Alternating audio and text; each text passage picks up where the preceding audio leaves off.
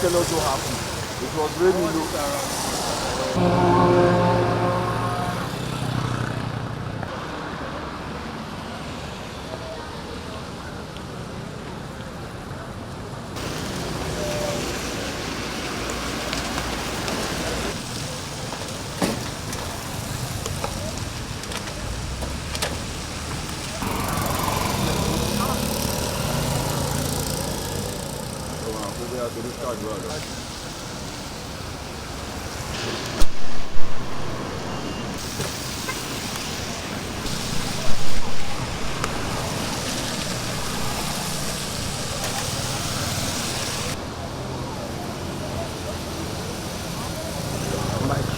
Send back up there at the auxiliary. Igbo Olo soil.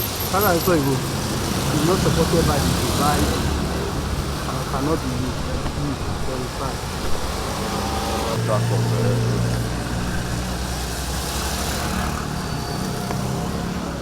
Ṣé o kọ títì yẹn? Jericho will call it. No.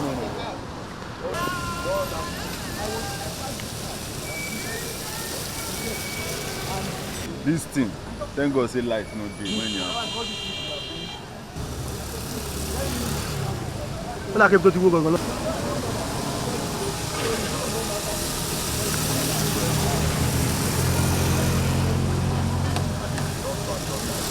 Àwọn èèyàn fọ́ọ̀nù.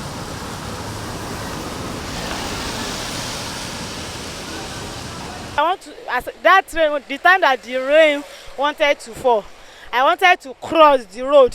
So suddenly I just saw the pole fell. I need to cross back. So that is the only thing that I see. And as I came outside now, I see all the wire on the road everywhere. The pole fell down, even all the streets full of a wire. Okay, what's your message to NEPA, to IBEDC? My message is that they should come on time to disconnect this thing because of the danger that ahead of it. I came to DSTV to recharge, to pay subscription, and I was told that okay, I cannot enter until 10 o'clock. The only place I can park is this place, which is off the road. I parked there, not up to 3-4 minutes. You know, there was heavy cloud, and I noticed that rain was about to fall with heavy breeze. The next thing I saw was this pole calling me down, and I had to just move. See this, still my tires, and I had to park the car there. And immediately everything fell down. So it was after the rain, they now stepped on this thing and I drove out. It's unfortunate. You see, we should have this culture. When you see something, you say something.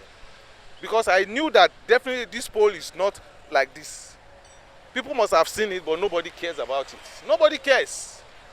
That was what I was trying to tell him, that it's this pole. This pole was bad. It was coming down. And I still believe we still have more than enough pole that is already coming down. But nobody will care until when it happens. Until when it happens. Well, I give God the glory. I give God the glory. But we should, if we see something, we should say something. And NEPA people or NEPA officials should please go around. This is rainy season. Rain is about to start, and more of this will happen. But God will continue to protect us.